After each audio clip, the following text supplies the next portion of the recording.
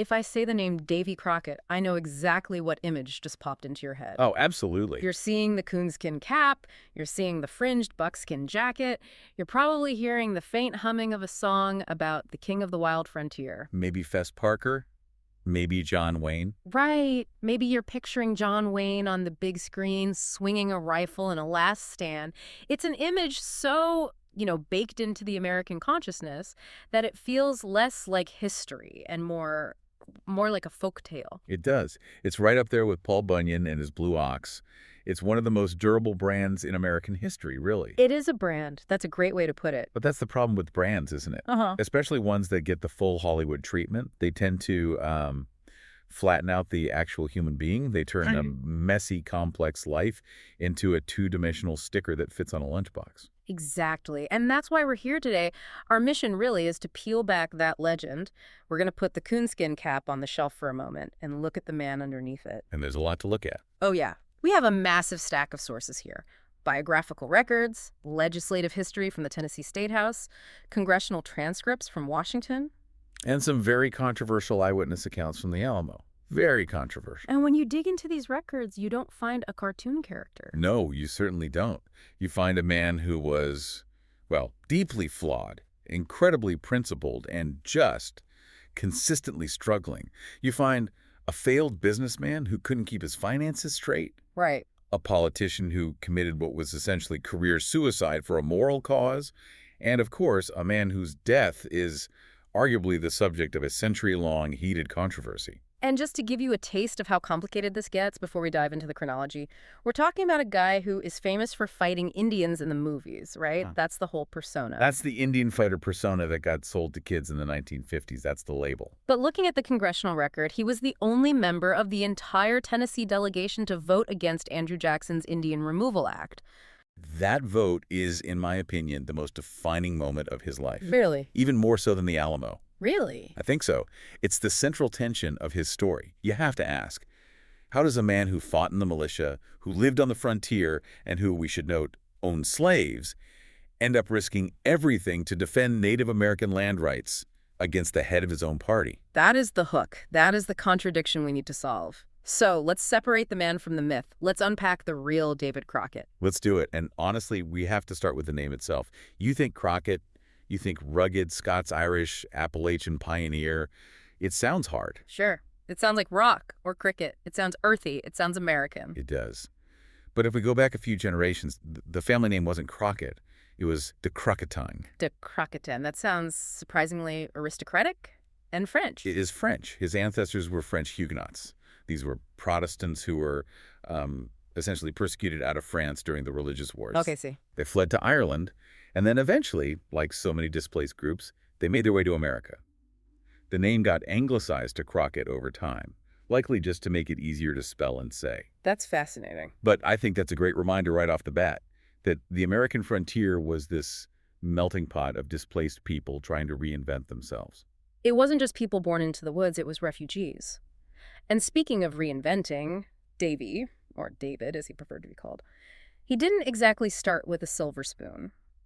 We have this romantic idea of the frontier life, but looking at his father, John Crockett, the reality was much, much harsher. Oh, John Crockett was what they called an over-mountain man. He fought in the Revolutionary War at the Battle of Kings Mountain, which, sounds impressive on a resume. It does. But financially, the man could not catch a break. It was just one disaster after another. I was reading about the gristmill. That seemed like the breaking point for the family. It was. John Crockett tried to pivot from farming to industry. He built a grist mill, which is a huge capital investment for a family that didn't have any capital. He partnered with another man. They put everything into it: labor, borrowed money, time. And right before they could even start grinding corn, Let me guess. a massive flood came through the river valley and wiped the entire thing away. Just erased it. Wow. So the family is constantly on the edge of ruin. And this is where the story gets a little heartbreaking, honestly. We have this image of Davy Crockett as this free spirit roaming the woods, living off the land because he loved nature. Right, the noble hunter. But his childhood was defined by debt, serious, crushing debt. It was. And we have to contextualize debt in the late 1700s. It wasn't just a hit to your credit score. You could go to debtor's prison. It was a shackle. When David was just 12 years old, his father essentially rented him out. Rented him out. He indentured him to a man named Jacob Sealer to pay off the family's debt. 12 years old. I mean, imagine that. You're barely out of childhood, and you're being traded as labor currency. And it wasn't light work. He was working as a cattle driver. He had to walk, not ride, walk 400 miles on a trip to Virginia. 400 miles at 12. In bad shoes, presumably. If any shoes. And he did it. He was dutiful. But here's the interesting part that gives us a glimpse into his personality. After doing that service, he comes back home, he's done his duty, and a year later, his father tries to whip him. Why? I mean, what could he have done to deserve that after saving the family? He played hooky from school. Oh, come on. Which, to be fair, after walking 400 miles, driving cattle to save the family farm, sitting in a schoolhouse probably felt a little confining. Exactly. But David had a line. He wouldn't accept the whipping. So he ran away. He was 13. So kind of gone. And he didn't just run to the neighbor's barn. He spent years roaming. He worked for teamsters. He worked for hatters. He was walking hundreds of miles completely on his own, fending for himself from age 13 to 15. This is the wild frontier part, but it's not romantic at all. It's survival. It's homelessness, essentially. It is. But there's this moment of reconciliation that I found really touching in the source material. He eventually comes back home, Oh, right? he does. Yeah. And this tells you everything you need to know about his character. He returns to his father's tavern. He's been gone for years. He's grown taller, stronger. The family barely recognizes him at first. It's this emotional reunion. Uh-huh. But then he finds out his father is in debt again. Oh, of course. The cycle continues. Specifically, John Crockett owed $36 to a man named Abraham Wilson and $40 to a man named John Kennedy. Which is real money back then. That's not pocket change. That's a fortune for a frontier family. It's a significant sum. And David, having just regained his freedom, having established his independence, he voluntarily goes back into indentured servitude. No way. He works for 6 months for Wilson and 6 months for Kennedy just to clear his father's ledger. That is a level of maturity and loyalty, that is. Yeah. It's hard to wrap your head around. He basically gave a year of his life to fix his father's mistakes. And that experience, the weight of debt, the precariousness of land ownership, the feeling of being owned by a creditor, it shaped his entire political philosophy later on. It had to. He knew what it felt like to be the little guy who owed money to the big guy. Yeah. That wasn't an abstract concept to him. It was his daily reality. So let's jump forward a bit. He grows up, he pays his dues, he marries, starts a family, and eventually history catches up to him in the form of the Creek War in 1813. This is where the Indian fighter reputation really starts. He enlists as a scout. He does. This was right after the Fort Mims massacre, which is a brutal event where Red Stick Creeks attacked a fort and killed hundreds of settlers. Mm-hmm. It really rallied the militia across Tennessee. Right. But if you look at Crockett's own accounts, and he wrote about this in his autobiography, he wasn't a bloodthirsty warrior. That is a nuance you don't see in the movies. Yeah. The movies show him eager for the fight, Yeah. charging in. In reality, he actually admitted that he preferred hunting game to feed the troops rather than killing Creek warriors. He saw the necessity of the war from the settlers' perspective, defending their homes, but he didn't revel in the violence. I see. He was there to support the unit using the skills he had, which were tracking and hunting. Right. He was a provider more than a frontline soldier in some respects. But this service is crucial because it connects him with a very specific man. Drew Jackson. Old Hickory. Yes. Jackson was the major general of the Tennessee militia at the time. He was the rising star. That relationship, Crockett and Jackson, is going to drive the rest of the story.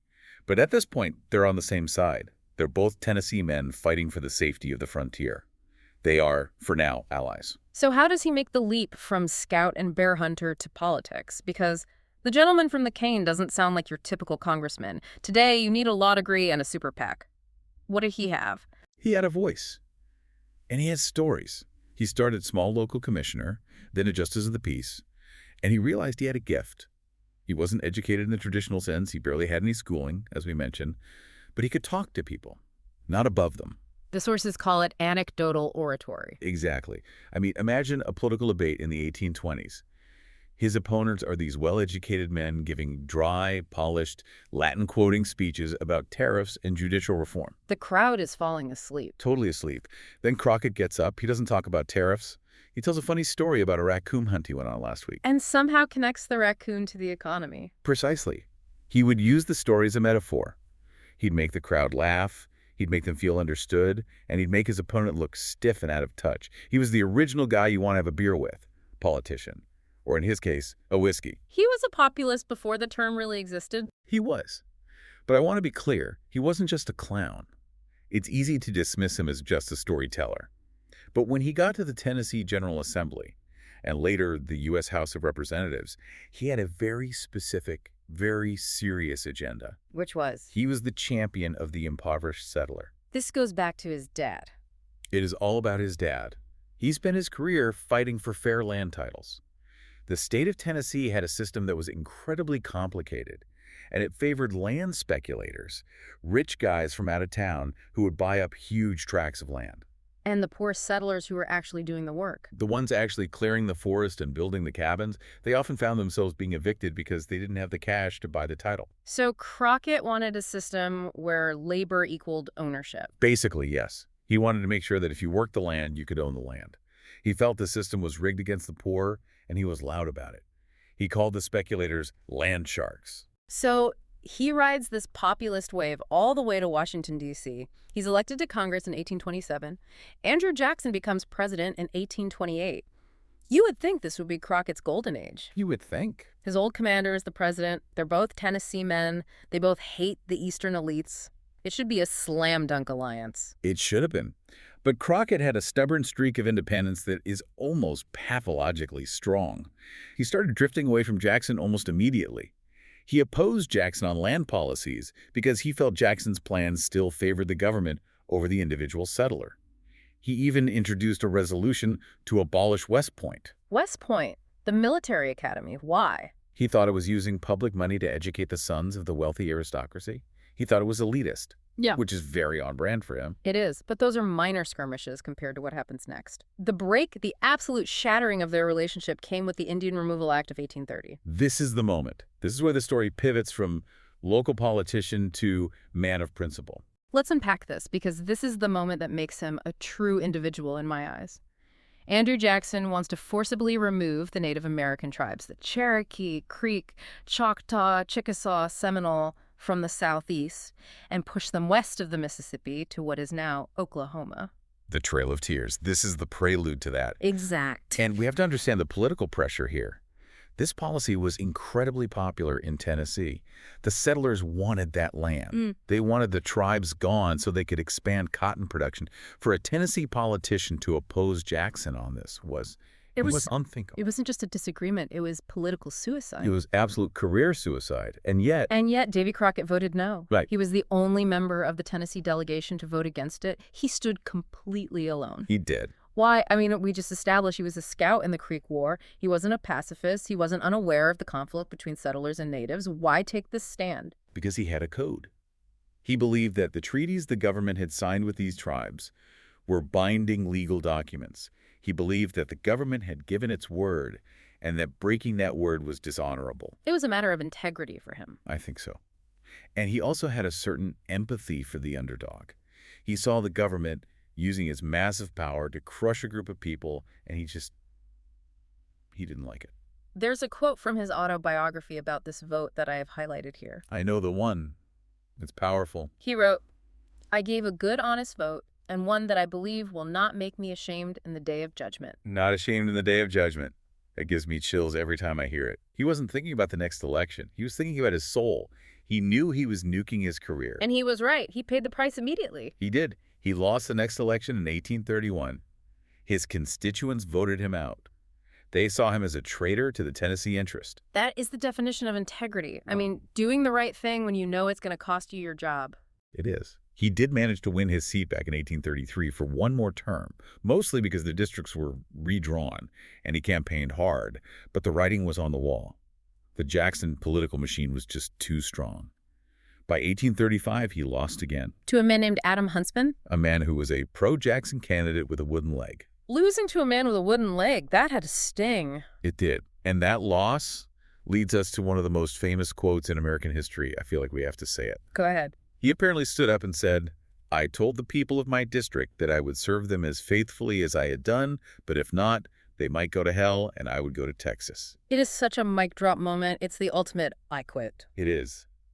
But we have to look past the bravado. Why Texas? Was he just running away again, like when he was 13? Was it Right. just sour grapes? Sources suggest well, is financial again, right? Always land.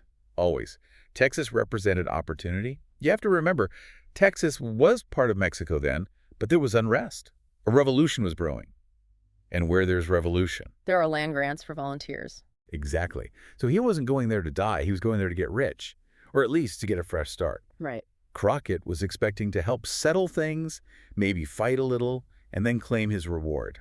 Volunteers were being promised huge tracts, something like 4,600 acres. That's a kingdom. It is. He thought he could go down there, help out, get his land, and then bring his wife and children down to start a new empire. He was pushing 50, and he still didn't have that financial security his father had chased. That is a key detail. He didn't abandon his family. He intended to send for them. His daughter, Matilda, later wrote about watching him leave. I remember that account. She said he was dressed in his hunting suit, wearing that famous coonskin cap, and he was confident. He didn't think he was going to die. He thought this was his third act. He viewed Texas as a fresh start. He traveled with about 30 men, arriving in Arkansas first, and it's worth noting, he was a celebrity by now. A real folk hero in his own lifetime. Oh, yeah. Plays were being written about him in New York. So as he travels toward Texas, he's giving speeches, people are cheering him. He feels like he's on a victory tour, not a death march. So he crosses into Texas, signs an oath to the provisional government in January 1836. But the timing, looking at the calendar, it's just tragic. It's incredibly tight. He arrives in San Antonio on February 8th. Santa Anna's massive Mexican army shows up on February 23rd. Just over 2 weeks later. If he had lingered a few weeks longer in Arkansas, or if he had stopped to hunt for a week, history would be very different. He walked right into the trap just as it was snapping shut. So he's trapped in the Alamo, the siege begins, and this is where we need to look at what he actually did during those 13 days. Because the movies show him swinging a rifle, but what do the military sources say? Was he effective? He was a critical asset. And here's where the myth actually matches the reality pretty well. First, there's the marksmanship. Okay. Crockett and his Tennessee Mounted Volunteers were armed with long rifles.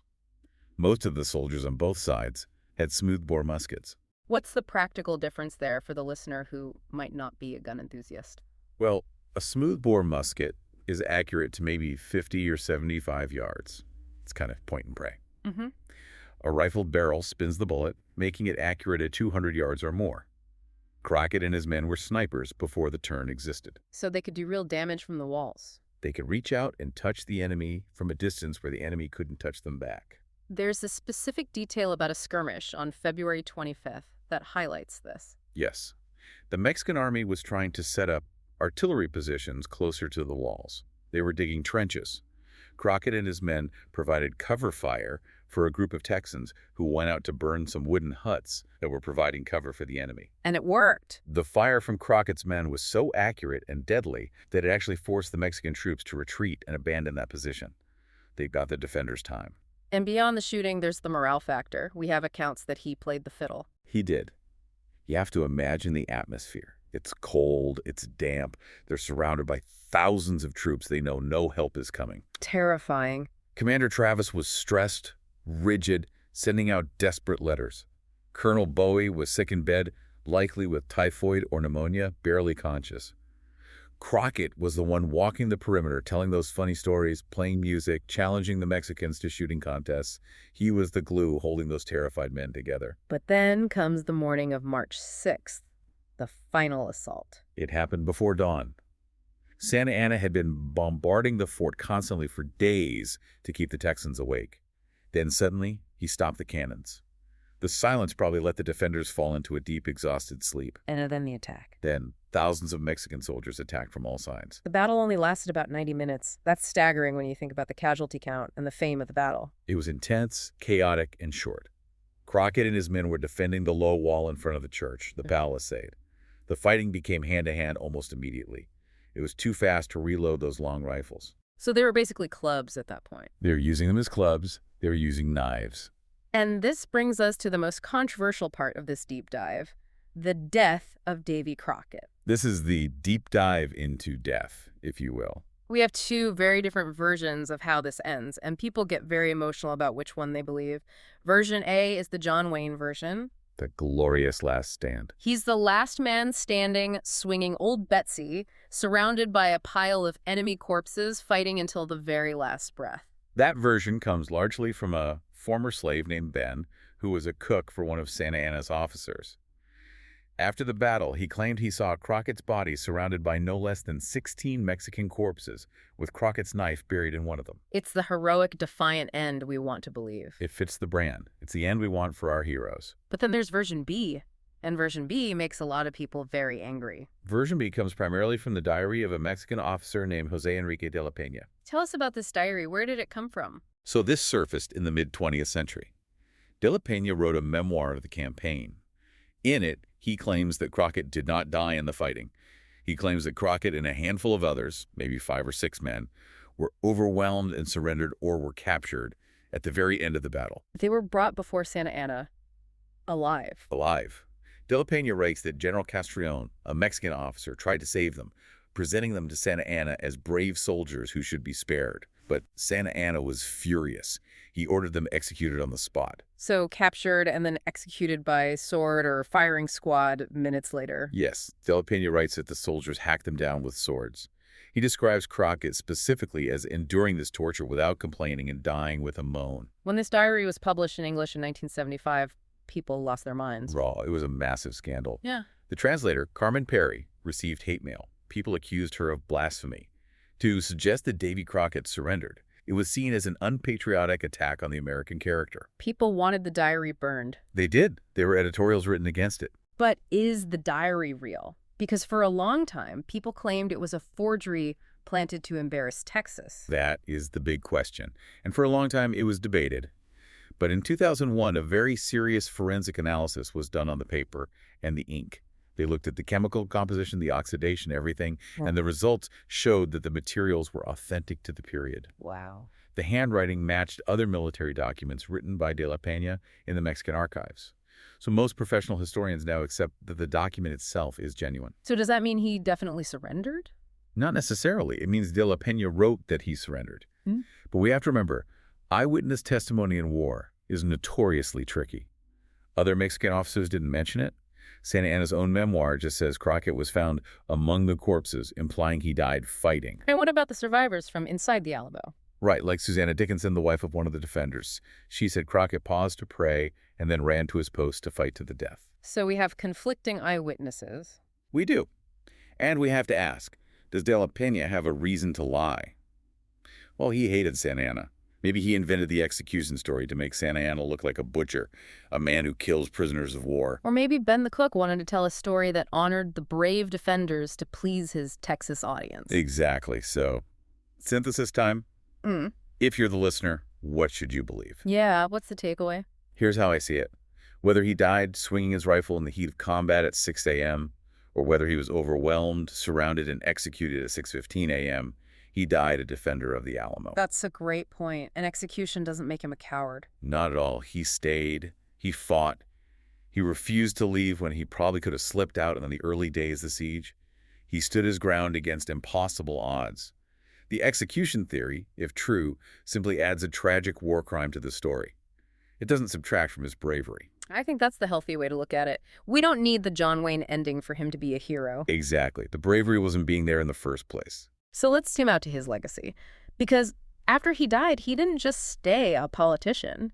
He became a myth. It started almost immediately, didn't it? Immediately. The Crockett Almanac started coming out in the 1830s and 40s. These were like comic books. They turned him into a Superman. Yeah. They had stories where he could grin a raccoon out of a tree, ride lightning bolts, and wring the tail off a comet. And then the 1950s Disney series just exploded that into the stratosphere. It did. Fess Parker became the face of Crockett. But that series also cemented the contradictions. We have this king of the wild frontier who fights for freedom. But we have to address the elephant in the room that we touched on in the outline. Slavery. Yes. David Crockett is often held up as a champion of the poor and the oppressed. And he was, when it came to white settlers and, surprisingly, Native Americans during the Removal Act. Right. But the historical record shows that despite opposing slavery as an institution, in some of his rhetoric, saying it was a bad system, he did enslave people. He owned slaves. He did. At various points in his life, he purchased and held enslaved people to work his land. And that is the complexity of historical figures.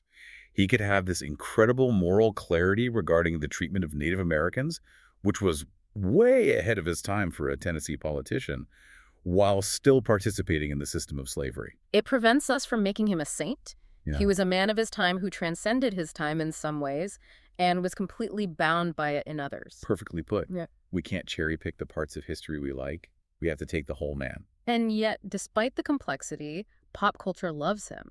Did you know Mythbusters tested one of his legends? The bullet splitting. Don't tell me they actually did that. Yes.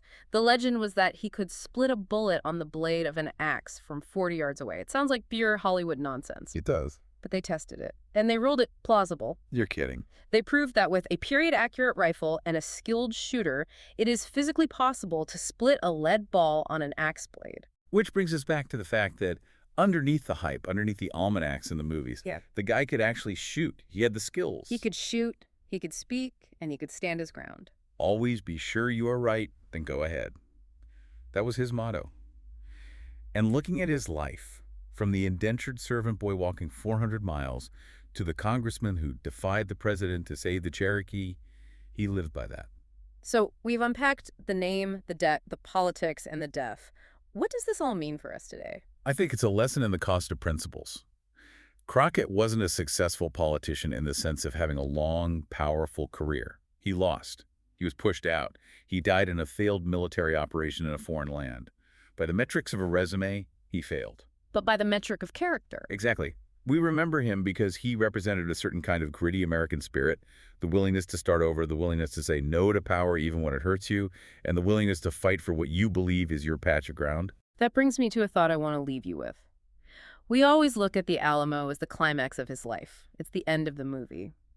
But I want you to imagine for a second that Santa Anna decided to bypass the Alamo. Imagine Crockett survived the war. That is an interesting what if. If he had lived, would he be remembered as an American icon today?